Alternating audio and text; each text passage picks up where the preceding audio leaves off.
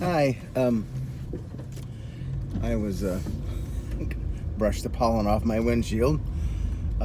There's so much pollen here. I know I've talked about this before, but the last couple of days I go for my get my steps in the morning and everything, and I walk around the grounds here, and there's so much pollen that I come in, and my shoes and the bottoms of my pants are completely discolored from the pollen. But anyway, this weekend I was thinking about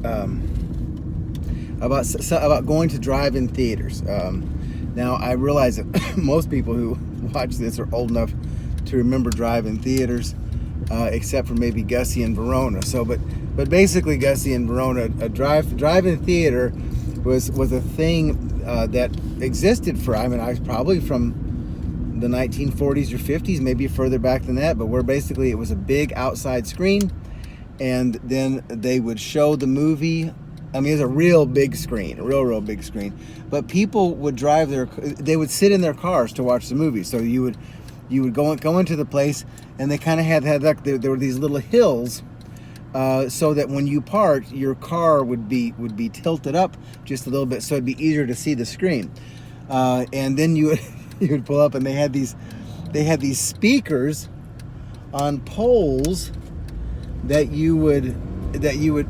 were hanging on the pole. So then when you got there, you'd take the speaker and you would hang it on your window so that you could hear the movie.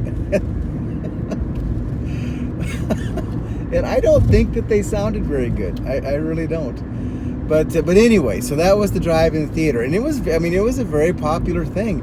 You could usually take several people for less. It was less expensive than going to the regular theater, even though I think the movies that they showed were not what you would call first release, but it would be the movies after they had gone to the regular theaters, and then they would come to the drive-in theater. Sorry, they have a rumble strip on the side of this, but people, yeah. Anyway, so when we lived in Idaho, and we may have been to a drive-in theater before we lived in Idaho, I just don't have any memory of it. But we would occasionally go, and Mama Janet would take us, and what she would do is she would make popcorn on the stove, and then put it in a big brown paper sack, and then we would take something to drink. So that would be we never bought snacks at the snack stand, or sorry. Yeah, one of these days we're gonna have me on video getting into an accident doing this. I'm on Sandridge Road, which is the road that goes to my workplace, and it's very narrow, and there's no shoulders, and the UPS guy's making a delivery. So basically, he's just stopped traffic because he can't get far enough off the road, even though he's quite a ways off the road. So bear with me while I sneak around him here. Okay, all right. So anyway, that's what that was about.